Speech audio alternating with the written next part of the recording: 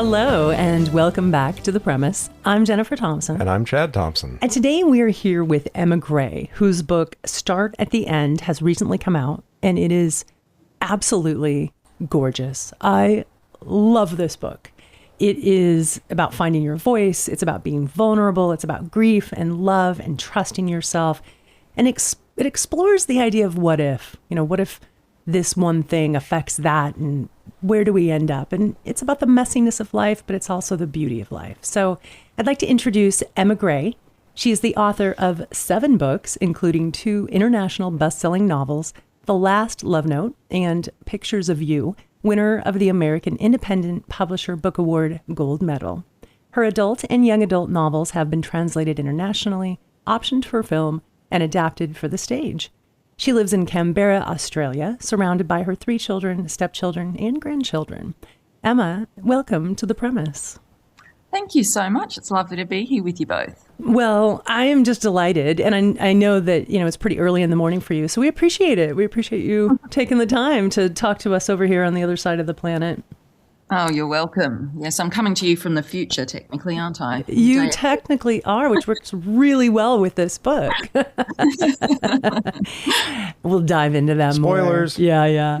We're going to do our best not to have any spoilers today. But, So I got to tell you, I don't think I've cried this much reading a book well, I haven't cried this much since I watched Steel Magnolias. I don't know if you remember that movie. Yes, I do.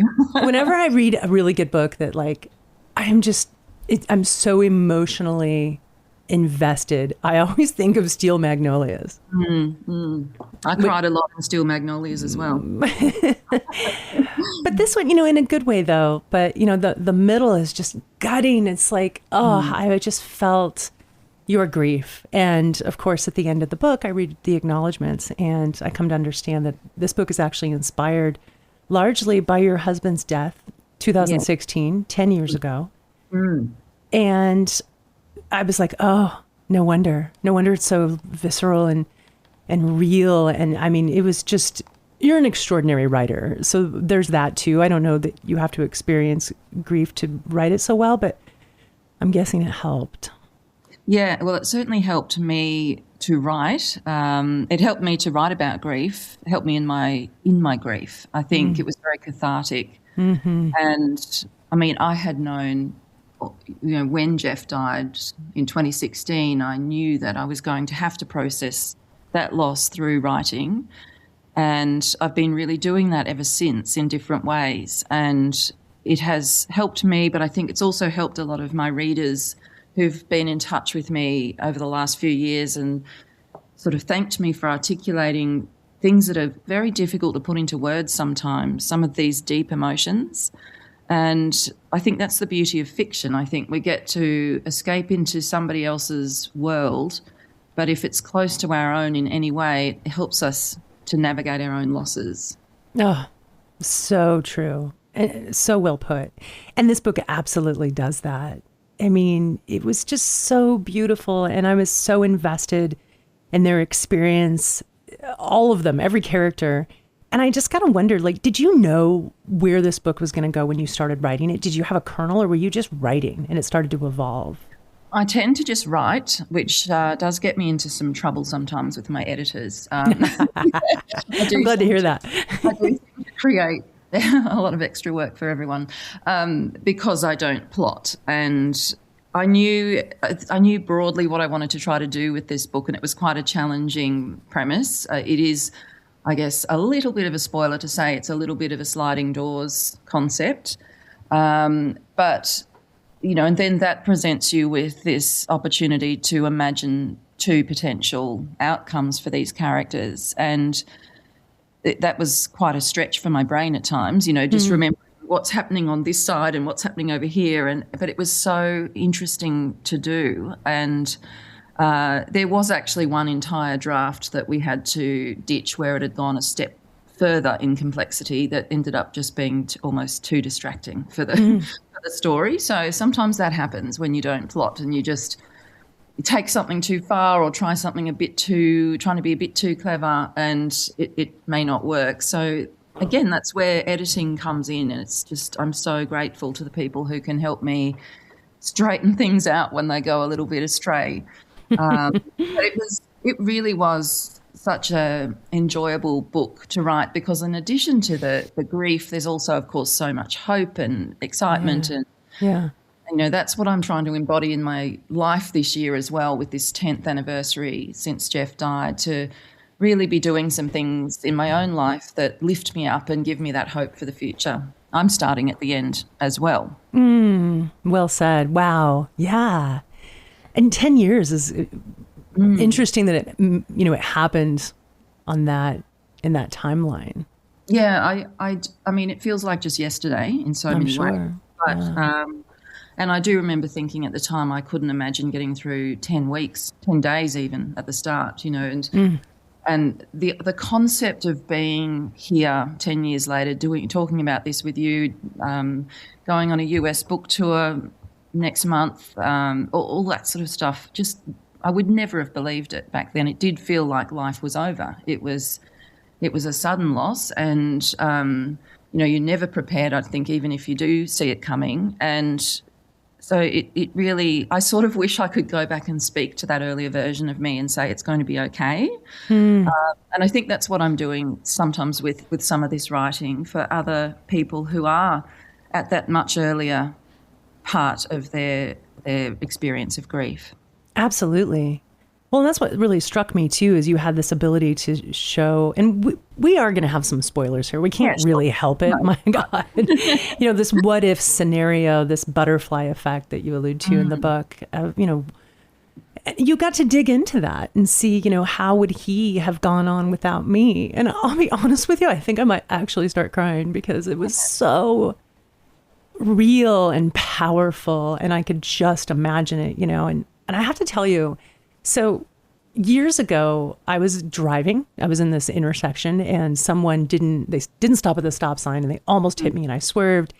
And I had this like thought in my head that's like, oh my God, in another universe, I just died. Yeah. And Chad has to go on without me. And and it struck me like, what if, you know?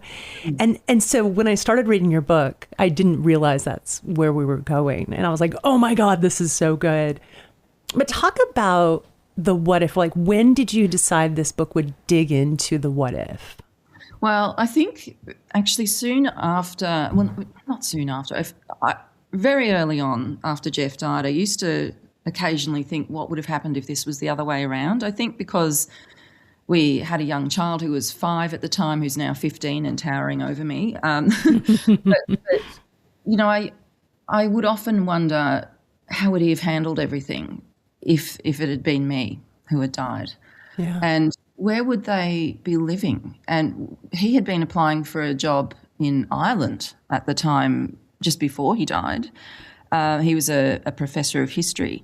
And so would the family have moved to Ireland? Would my little boy have an Irish accent now? You know, they met. What would they have done? What would my girls have studied at university? Or, you know, just the entire family outcome could have been completely different. And I think we all have experiences in life where we look at where we are now, and then we look back and think there was the crossroads back then. And we either had something happen to us, or we made a decision or a choice that sort of pushed us down this path instead. And we question, did we make the right choice? You know, is this where I should be? All those sorts of things. And this was an opportunity for me to explore that concept that I think it resonates with most of us at different times. And then to sort of show myself that in either outcome, everything would have been okay. It would have been different, but everyone would have found their way through regardless. And so that was really very therapeutic to think about. I can imagine. You know, in talking about Parker, so she's 5 years old and she loses a parent. And, you know, so we're watching her struggle through both scenarios, which was, God, it was therapeutic for me, you know, reading about how we struggle through loss. And she really came out the same in both scenarios. Yes, you know, and that's right. I think that was really something that I wrote for myself to prove myself that my little child was going to be okay in either outcome too. She really becomes the hero of the story, and I love that for her. I just think it's so powerful what she ends up doing. And I've met a lot of people since my loss who are adults now but who lost a parent when they were young, and in every case I've noticed they are a strong, resilient person who's done amazing things. And I think that the loss has really shaped them. So I was drawing upon those people, friends and others that I've met in life, who just showed me that it's still going to be okay for my son, and that, this has been a terrible tragedy in his life, but his life is not over either, and he's got a big future ahead of him as well. So I love that character. She really, I noticed in different drafts as I went on, she just got stronger and stronger and had a more prominent role. Nice. And that again was sort of all a surprise to me too, because I don't plot. So when we won't say what she does, but when she steps up and sort of becomes the hero there at one point, I just felt like cheering for her. I felt like she was a real person, and so that was really lovely. She was a real person. I mean, it's funny when I reflect on the book, because it's really stuck with me since I finished reading it. And sometimes I stop and say, oh, wait a minute, was that a movie? Because they're so real in my head. I can see the characters and I'm like, oh yeah, this is a book. I didn't see it, I read it. And, good on you for creating these characters that are so real that I can visualize them and remember them, and they will stick with me forever. Oh, that's really lovely to hear, because that's how I see it when I write it. I see it as a movie. In fact, there are a few producers looking at it at the moment. I think it would make a great movie. I suppose all authors think that about every book. But actually, my Pictures of You novel is being made into it's been optioned for a TV series at the moment. So well, congratulations. Yeah. Yeah. So I'd love to see this one on screen, because I think it's just it's a thought-provoking concept as well as a romantic and hopeful story, but there's that emotional depth. Yeah. Wow. Well, I'm wondering if you did much research on, there's a point in the book where Fraser and Audrey are talking about the idea of the multiverse, and really they're talking about string theory. And so I'm just wondering, how much did you dig into string theory and this idea? I've always had a casual interest just as an, armchair person. I don't have any science background, and I often think, gosh, I hope not too many scientists read this novel. But I'll be receiving some emails. But it has always fascinated me, this idea of there being multiple universes, and I find it just so, I just love that idea that I love this idea that we don't know who we're going to become. And that in another, as you said with your near miss in the car, we have near misses all the time in our lives, where we sort of get almost a fleeting glance of another version of ourselves or something else that we could have done. Yeah. And so I sort of love this idea of it all overlapping in time. And, I did read a really fascinating article about a concept called the block universe, about all time existing now, and that at all times we are alive, we're dead, we're babies in one part of the universe now, we're a little 6-year-old over here, and then here we are today, I'm 52.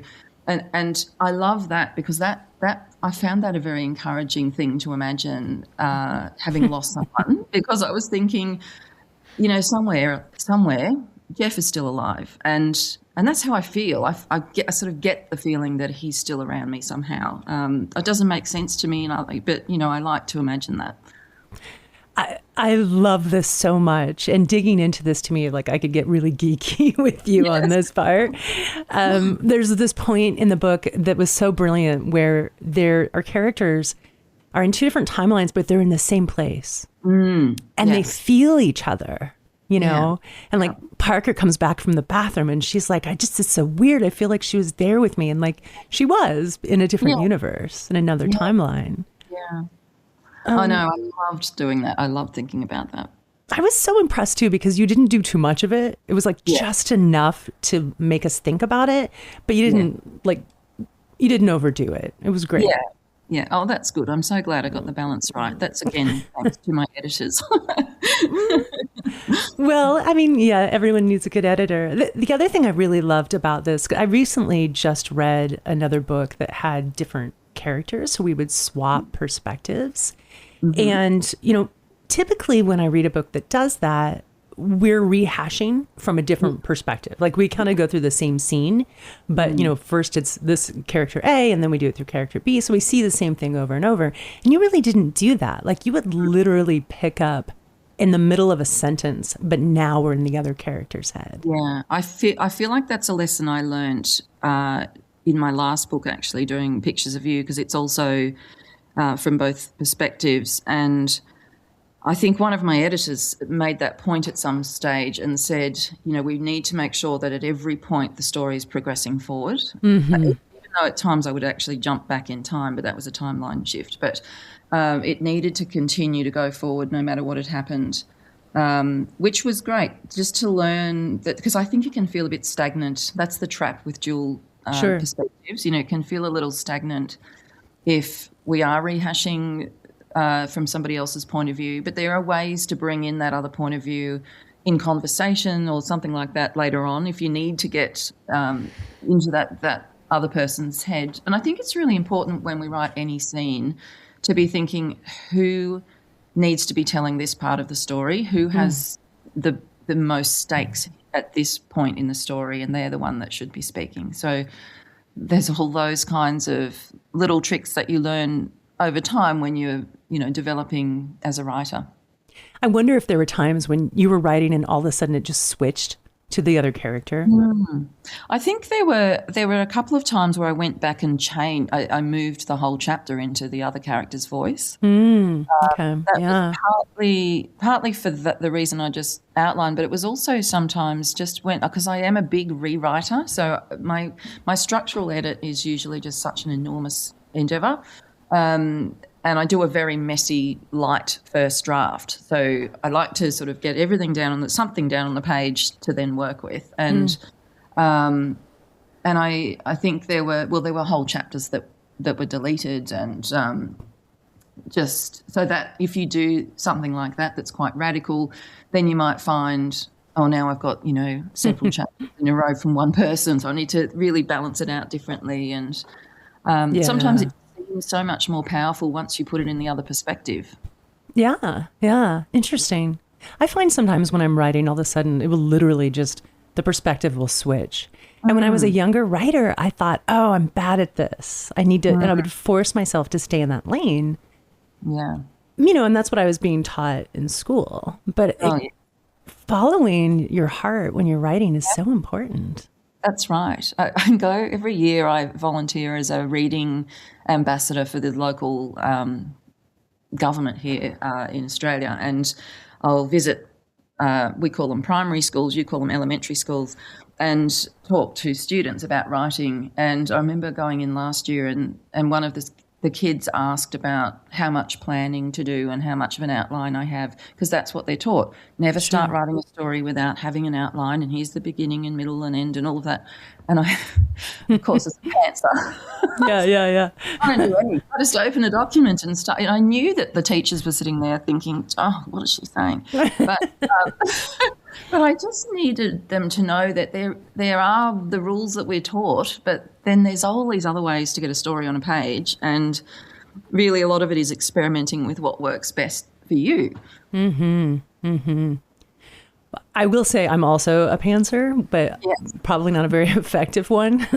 And I find that I go back and I read that shitty first draft and I'm like, this is terrible. And then I have a really hard time, getting back into it because I'm too hard on myself. I think we all are. And the problem is, every time I sit down and write a new book, I look at my first draft and think, well, that's it. I've forgotten how to write, haven't I? This is terrible. What is this?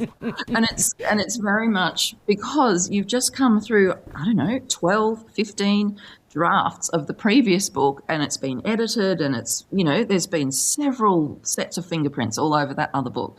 And now it's on the shelf and it looks fantastic. And you forget that book too was an absolute mess the first time you wrote a draft. So it's really about remembering, because we'll only compare our first draft to first draft if we compare anything at all. Yeah. Because it's just, I don't know if you've ever seen that video by Ira Glass on the taste gap. Mm-hmm. It's such a great little video to watch, couple of minutes long, and it sort of changed my whole perspective on this, because he talks about the fact that when we're writers and readers, we read something and we know we can recognize, because we've got really good taste in reading and writing, so we can recognize what reads well and looks great, and then we look at our own first attempt and think, well, this is not that. I can see this gap between what I've written and what I wish it was like, and that where people fall down is that they get to that stage and then they give up because they're thinking, I could never possibly reach that point, forgetting that everything we're reading was once at that point too. I mean, I don't know if there were any writers that are able to put down an almost perfect first draft, but I've never met one. It's much more common that we're all just struggling through multiple drafts and all sitting there thinking, I don't know, I can't write like him or like her, or, it's such we're kind of walking through this maze of self-doubt all the time. And, that's before we even start submitting it to publishers for rejection and, all of that side of things, Oh, yeah. We love rejection. Yeah. It's a badge of honor, right? You get to 50 rejections and then you're like, okay, I've made it. Now I can start doing it. Totally. Yeah. How many drafts, or how long did it take you to write this book once you finally had your first draft in place? I think I did. I think there were about 12 drafts eventually. That includes, those last little ones where you're looking over it and for copy editing and that sort of thing. And of course, the one where we've had to change it from Australian English to US English and all of that. Things like the term caravan, we call it a caravan, you call it a camper trailer, all that sort of stuff we've had to work on. That's always very funny. But I always, with each book, I think I delete about 30 or 40,000 words every time, and the book's not long. It ends up being, 90,000 or something. And that is just words that were in an earlier draft that I put in another file and never look at again. Wow. So I'm very ruthless when it comes to what I cut out. I think really stories are made by the words on the page and the words that you delete as well, because the words that stay in sometimes, because we just cling to them and think, no, I wrote that, I spent 2 weeks on that paragraph. Yeah. Killing our darlings. That's it. And sometimes those decisions are the most important ones that we make. Indeed. Yeah. Well, in terms of wordsmithing, the way you write about music is so gorgeous. And of course, I, researched you a little bit and discovered that you actually did write a musical screenplay. Yes, well, I did. I mean, I worked with a composer to write that, but I had years and years of piano lessons growing up, and I was always in bands and orchestras, and then when I wrote my teenage novel, Unrequited it's called, I wrote it when my daughter was 14 and hated reading but loved Harry Styles. She's 25 and turned up on the doorstep in tears this morning after listening to his latest album. So that has not changed at all. I was going to ask that very question. What does she think of his latest? Yeah. Oh, no, she's obsessed. Of course, she's telling me that we ended up having access to it earlier than some other countries because it was midnight release here, and there were people on TikTok saying they had 7 hours to wait, and I don't think she's had any sleep at all. Wow. Anyway, we've all got tickets to the show later in the year, but so I wrote that, and that novel, I wanted to show her that reading could be fun because she was struggling through all her English texts at school, and I said, oh, reading is just an escape into a fantasy world. So I'll write a story about a boy band and a young singer and songwriter who hates their music and thinks she's too good for it, and then ends up falling in love with one of them and co-writing a song with one of them, the one that's based on Harry. Anyway, my friend who I met in high school, who is an award-winning composer in Australia, Sally Whitwell, read the novel and she said, look, I've never been interested in boy bands or even in boys at all. And she said, I loved this story and would love to write a musical. So we've actually just sent off the proposal this week to have to our old high school to see if they might put this on next year, which would just be amazing because we could be, two former students rocking up and working. Yeah. So, that is so cool. Really fun. But I just love telling stories in different ways, and to be able to hand over those characters to someone else and let go a little bit. And I'm learning that with the TV series as well. I said to the producer, we often argue that the book is always better than the screen version of anything because we're writers and readers and that's the story we want to stick to. But I really said to her, I would love for the TV series to take it further and be better. And, I want every iteration of this story to just grow and continue to develop. And that might mean making changes, and that's fine. I love that collaborative approach. Yeah, I think that's really cool. And you're right. I mean, frankly, there's very few where I can say, the TV show or the series or the movie was as good or if not better. But I think you're right. It's about making it its own thing and letting it evolve. Yes. Because that's really what we're looking for, right? We've already experienced the book. Now we want something more. It is. I think it's as soon as the book is published, it's no longer entirely yours. You've handed it over to readers and it exists in their minds. And in every reader's mind, they're picturing it slightly differently, and I find that fascinating too. 100%. Oh, and I love that so much. Yeah. Well, I want to talk a little bit about this idea of creativity. And actually, you know what? Before we go to creativity, let's talk about academia. Yes.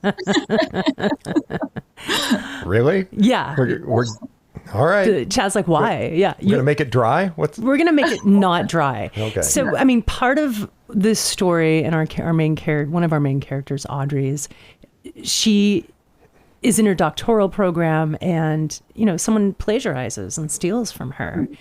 And this happens so often in academia with women. Yes, it does. In fact, when I started researching that, I was horrified by what I was turning up. It was just the stories of academic plagiarism. If you look that up, you'll be there all day reading about it. Yeah. And so my daughter has just handed in her doctoral thesis, and she's done a thesis. She's doing criminology, and she helped me with Pictures of You, which is a book about coercive control. So she was sort of my academic advisor for that. She's now the academic advisor for the TV series. I feel like I can just step out of it at this point and hand it over to her. You're like, go for it. Yeah. But my husband, too, was a professor of history. So I've been surrounded by the two of them in academia. And while neither of them have come across this plagiarism, happening in their own careers, they're aware of it happening, or that he was aware and she is. And there's this position of power, and when you're a young woman in academia or in any field, there was this sort of sense for Audrey in the book of, what can she do about it? What's going to happen? What are the ramifications if she does stand up for herself? And so that's first what happened to her, but then I think it was important that after a while, she sort of learns that she then continued to allow that one event to stop her from chasing those dreams. And I think that's what we can do sometimes if we have something terrible happen to us and we are a victim in that. And that is the truth, and it's just so unfair. And then at some point, there may be opportunities for us to dig ourselves out of it anyway, and she hadn't taken those opportunities. She'd also been very much let down by a friend who was a man at the time as well, which didn't help. And so I really wanted her to rescue herself and put herself back on that path, and also get him back for the plagiarism. That was just infuriating me at this point, that anyone could have done this. And so having that layer of, that's again another whole layer to the story that I didn't plan for or imagine until it sort of unfolded in the process of writing. Nice. I was wondering about that, what came first, right? And it's so, and she really is this perfect example of someone who is almost using this pain and this fear as an excuse to not let herself move forward. Because at some point she has to take responsibility for that, and she does that.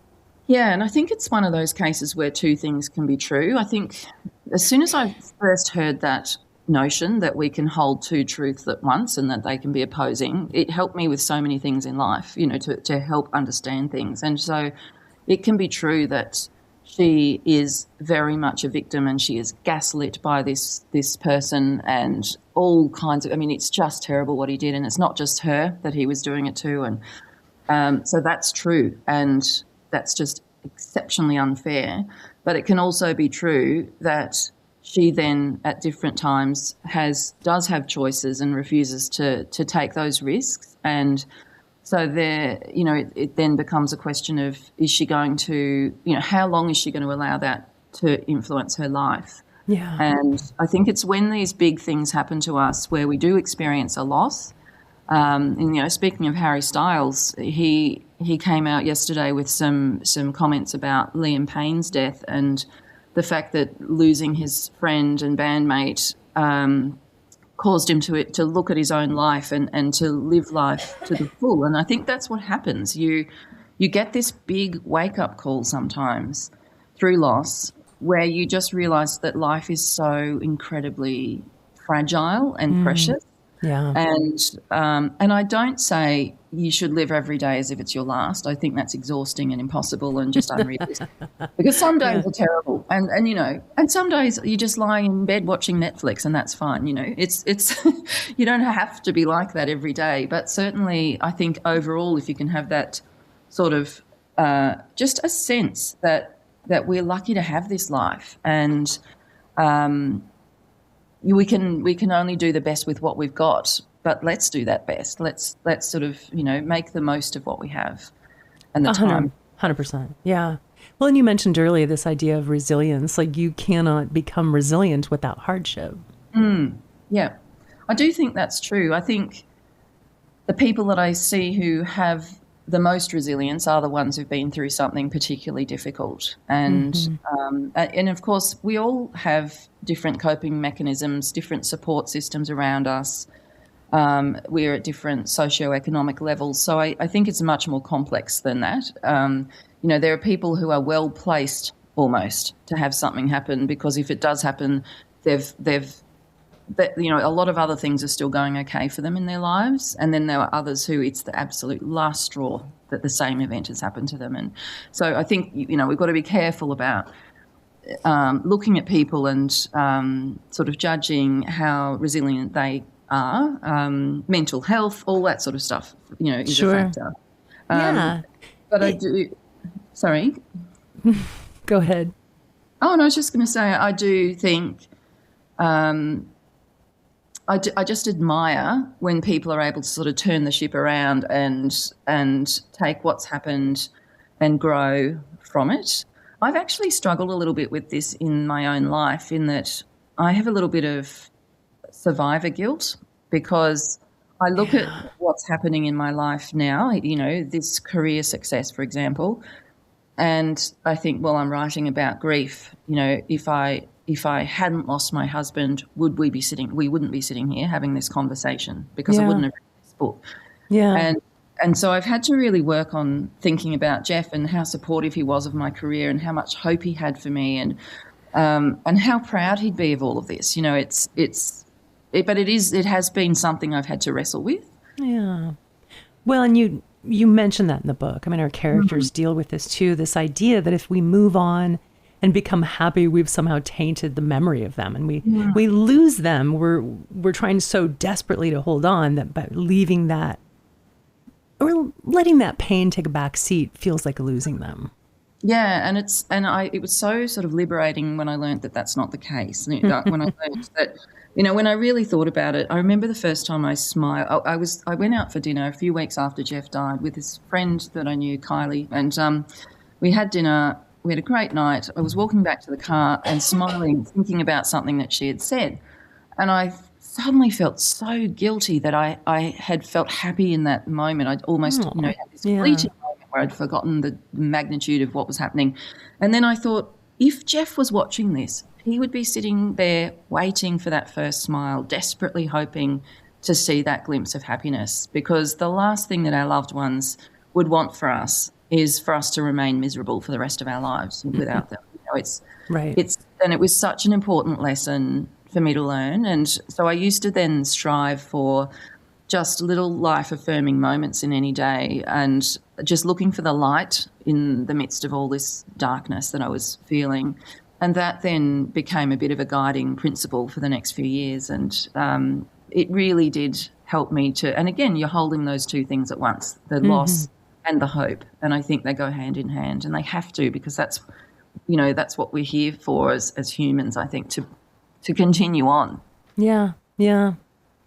And the creativity piece of it, which I started to talk about earlier, is so, I think creativity comes to us in bursts, but especially when we're feeling sad or if there's something really deep happening in our lives, it moves us toward the creativity that gives us this escape.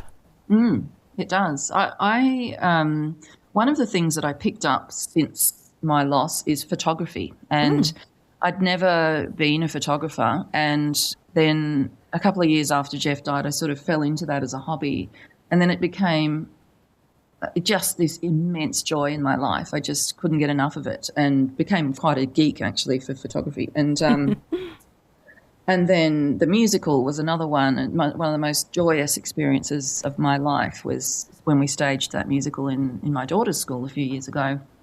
And I went through this phase of trying to learn art. I'm not an artist in that way at all, but I felt this real sense of wanting to get all of this emotion out somehow.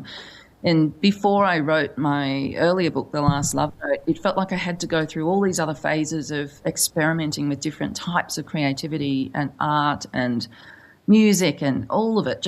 And I'm sure that was just a way that my body my brain was processing things that I couldn't yet put into words at that point, and which I now have put into words. Indeed. You're not trolling photography forums, are you?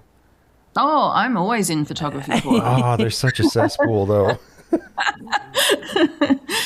Oh, I know. In fact, one of the things that I really have made into a hobby is taking photos of the Aurora Australis. Oh, okay. So astrophotography. Yeah, totally. We've got the southern lights and you've got the northern lights, but ours are better.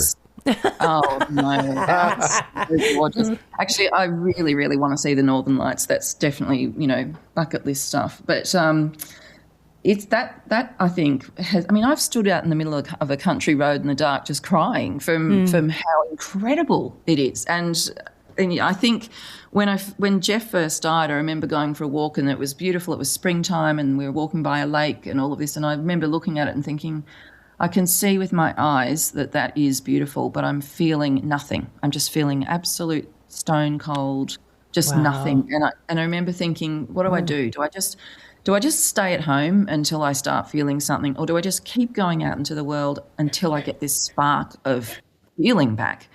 And obviously chose the latter, and it was through photography that I got that back. And I remember during the pandemic, when we'd be allowed to go out once a day for a 1 hour walk or something, we had some really strict lockdown rules in Australia.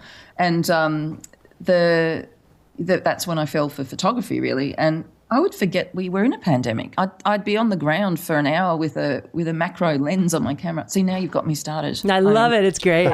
And, taking photos of a little dewdrop on a blade of grass, for an hour and forget everything. So I think, that's where creativity can just be so healthy for all of us. And we can find it in the kitchen. I personally haven't found it in the kitchen, but others do find it in cooking and gardening and, all manner of things. Yeah. We find it in the kitchen. We love to Oh, cook. that's good. I'll come over for dinner then. Absolutely. And Chad's a photographer, so we can photograph our Perfect. creativity in the go. kitchen. So there's this one scene that really struck me, and I'm sure other readers have felt the same, especially those of us who maybe want to write. This idea of creativity coming in sparks, and you need to capture it. You need to like capture it in a bottle now, or you lose it. And if you don't mind, on page 73, I want to read just a paragraph. Or you can read it if you have your book next to you. No, please do, because I'm interested to hear what this is, because I'm struggling to remember it now. Okay. So Fraser and Audrey are together. He takes my wrist and twists my hand, palm up, as though he's giving me something to hold. And I'm surprised at the unexpected touch. Sometimes it feels like sand slipping through my fingers, he says, trailing a finger across my palm. But it's invisible. I know it's there. I can feel the weight of it, but I can't see it or understand it yet. It's this intangible, frustrating, exciting, excruciating possibility, and it's almost unbearable not to know one way or the other. That sounds really great when you read it. I was like, oh my God, it's so true. Because like there's these moments when you're like, you're so excited about something. Yeah. And you have to know, you have to dig deeper into it. And if you don't, you lose it. You lose that spark. And then you move on to something else. Yeah, I love that feeling. Isn't it just so exciting that it's almost there, but you can't quite see it or touch it yet. And and then you sort of don't want to move in case you spook it and it disappears, that kind of thing. And I think that's where that taste gap comes in too, because you can feel the power of what you are going to create, but you are going to have to go through those 12 drafts to actually be able to really touch it and hold it and have it sit there and be strong on its own. And so I think that's where we have to have that courage and find that sense of persistence and the belief in ourselves that while we may not be there in the first draft, second draft, fifth draft, whatever, we will get there, and just have the belief in the idea. And I think if you're feeling that joy and that spark, then it's worth chasing. Oh my God. Yes, totally. And it's interesting too, like, it, you feel it when you've hit something really good. Like you can feel it in your bones. Oh yeah, exactly. It's that sense you almost want, if you're driving and it occurs to you, just want to drive, pull over and start writing on the spot, or, and it often is, of course, isn't it? When you're in the shower or you're driving or you're drifting off to sleep, that these things, when you relax and you're allowing your brain to just do its best work. Oh yeah, brilliant. That's when those thoughts hit you. It's like, Taylor Swift sitting on the couch on that chat show. Oh gosh, now I've forgotten his name. And I adore him. Anyway, Graham Norton. Graham Norton, yes. Nailed it. Sure. And she's sitting on the couch, and somebody on the couch said, "Oh, imagine if we were all in your music video or something. Or I want to be in your music video. That's my sort of bucket list thing." And so and you can actually see on her face the thought process happening. And so then she's put out a music video for Opalite with everyone from that couch, everyone on that particular night's show. Good on Graham for Norton. her. They're all in it.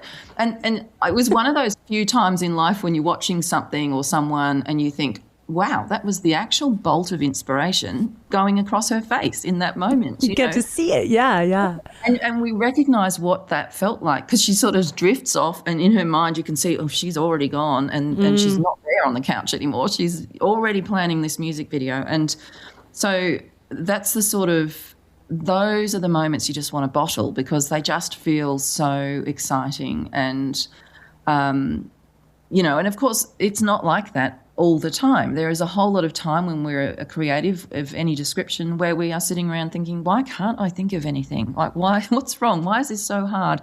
All those thoughts are there as well, often. But I think just having the belief that we have the capacity to come up with great ideas is a really great start. Mm-hmm. Absolutely. Well, this almost feels like advice to all of the writers listening to this podcast. And by the way, most of our listeners are writers. We're the official podcast of the San Diego Writers Festival, which I think you know. Yes. And yeah, those of us who are like trying to capture that magic and needing the encouragement to keep going, to believe in yourself and to get past the first 11 drafts. Do you have any advice for our listeners? I guess the main thing is it's that whole idea of failing fast.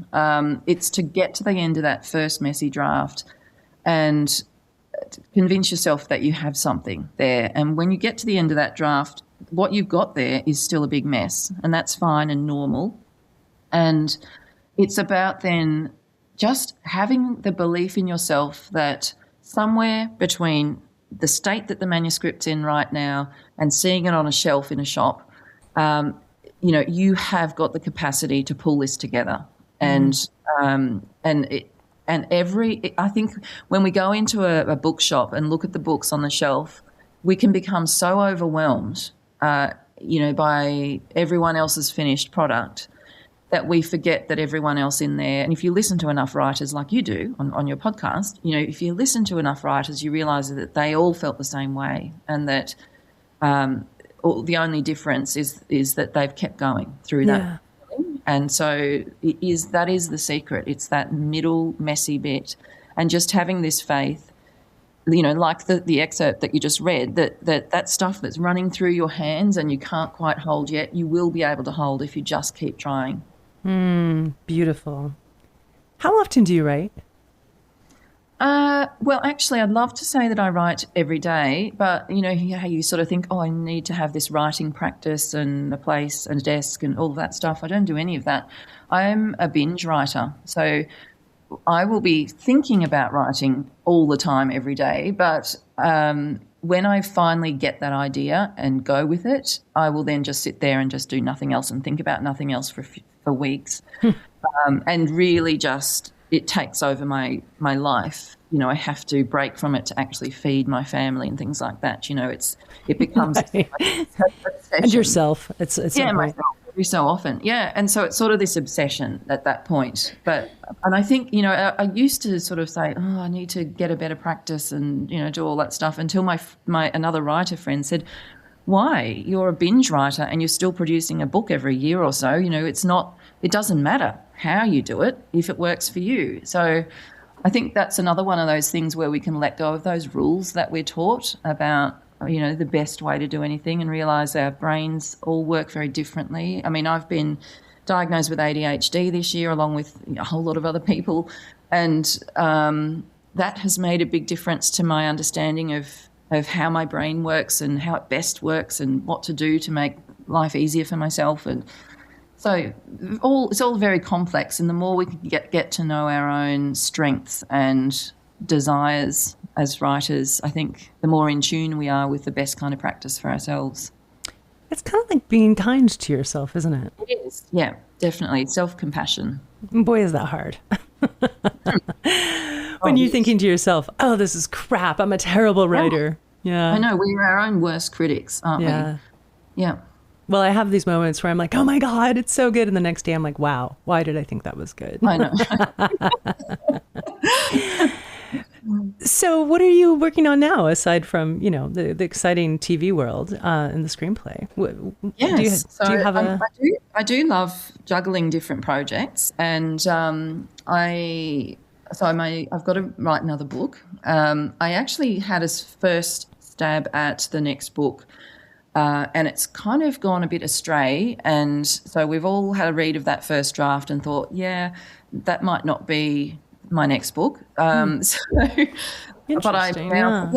I'm now thinking about that story of repurposing that. And in fact, I'm speaking to the TV producer about it, because there's a lot in that story that would lend itself to a television series. So I'm a really big fan of the idea that nothing's wasted, and that sometimes is this the right medium to tell that story? And so now I've had another idea for a book that's about mothers and adult daughters, because my daughters are now in their 20s, and they're the ones I was writing about Harry Styles, 10 years ago, and now while they haven't moved on from Harry, I can now write about this relationship between mothers and adult daughters. And I lost my own mum a couple of years ago, and I think that's now I'm ready to write a story about that dynamic. And my lovely mum, she was just wonderful. And just the relationship between different generations of women, I think, is where I want to go next. Well, I'm sorry for your loss. Oh, thank you. Yeah, that's hard. I think that's going to be a wonderful subject in your hands. Thank you. Yeah. And feel a lot of love in that book already, even though I haven't even started it. Yeah, but you have. You've started it in your head. You're right. No, you're right. So I want to know how we're going to get Unrequited into the hands of Harry Styles.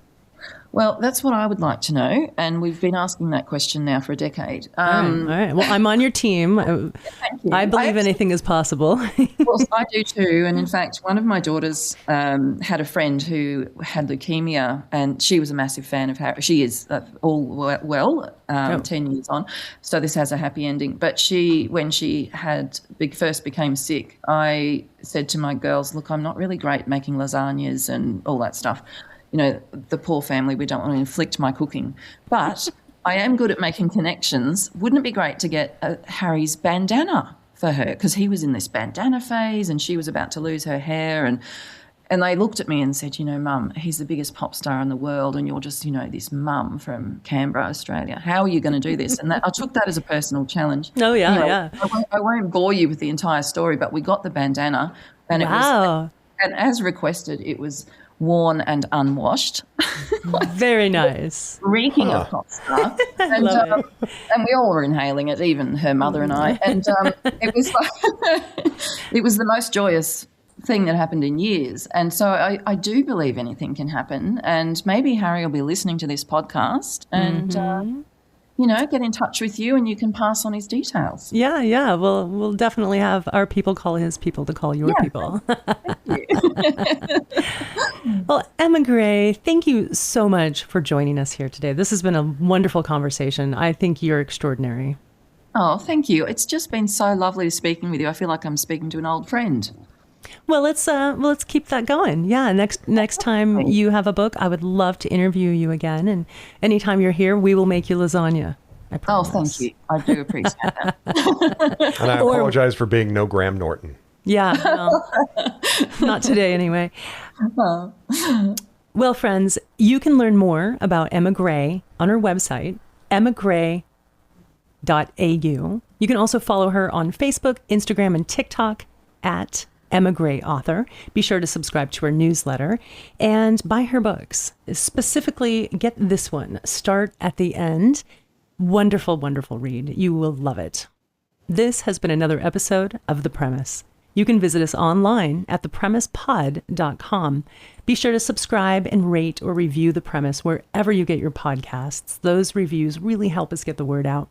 You can also follow me, your host, on Instagram at Jennifer Grace, or follow me on Facebook at Jeniffer Thompson Consulting. Until next week, thank you for listening. Goodbye. Bye. Bye.